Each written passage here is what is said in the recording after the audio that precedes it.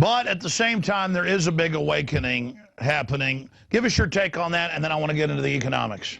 The big awakening, and you know, this is something we're going to be writing about more. We're forecasting, Alex, a new age. You know, the new age began with a lot of good intentions back in the late 70s, 80s, and was gaining momentum in the 90s until the internet boom happened. People started making a lot of fake money, and then people started, you know, shopping until they could drop. What a mentality. So now we're being forced into an involuntary, voluntary simplicity where you're looking at what's really important in life. Friendship, love, companionship, doing kind things to each other, living by the golden rule. We're going to see a revival in religion, not the standard religions, but we're forecasting something new. I don't want to call it spirituality or even New Age, because that puts labels on them that really, you know, makes them, it kind of pigeonholes them.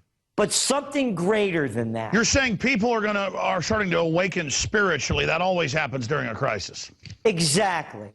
And there are a lot of wonderful people in this country. And if I were to add them up, I would add up there are more great people in this country than slimers. It's only that the slimers do the dirty deals. The slimers are your senators, your congressmen, the gang of 535 that run the country. Look what they're talking about. Reid's calling this guy a liar. Lindsey the Graham crackers calling Reid a liar. Who could believe either of them? You know, it's Disney World for adults. So what we're saying is that's only a small part of society. When things start breaking down, you start seeing a build-up spirituality, and I believe that's the only thing that could save us. The only thing. I've said this before. There's that wonderful Hindu saying, when the student's ready, the teacher appears. Anybody that's studied at anything knows what I'm talking about. You're right. And as the New Trends Journal says, and we say something similar, you are the answer, you are the resistance. These churches want to control you and make you, you know, feel like you need them when most of them are 501c3, and we've proven are getting direct Homeland Security orders.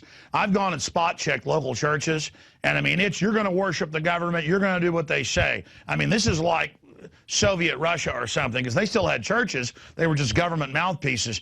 And just like Christ said, you're not going to find the Spirit of God in most of these churches. And, you know, he talked about the Pharisees up on the hill praying in front of everybody because they wanted everybody to know how good they were instead of praying in their closet. And people are going to find out that the materialism is not going to empower them. In the hierarchy of needs, sure, you need to be taken care of, you need to be comfortable, you know, but that's not the final equation. You don't sell out for status and baubles. Those don't fulfill you. That's why the globalists want to keep you so poor you can't even get the basics that you've got to have, so they can control good people by making you do bad things for the chicken feed they give you. That's why they want a post-industrial world. That's why they want people to not have quality that you talk about. We have sold our souls for this plastic Walmart death pit.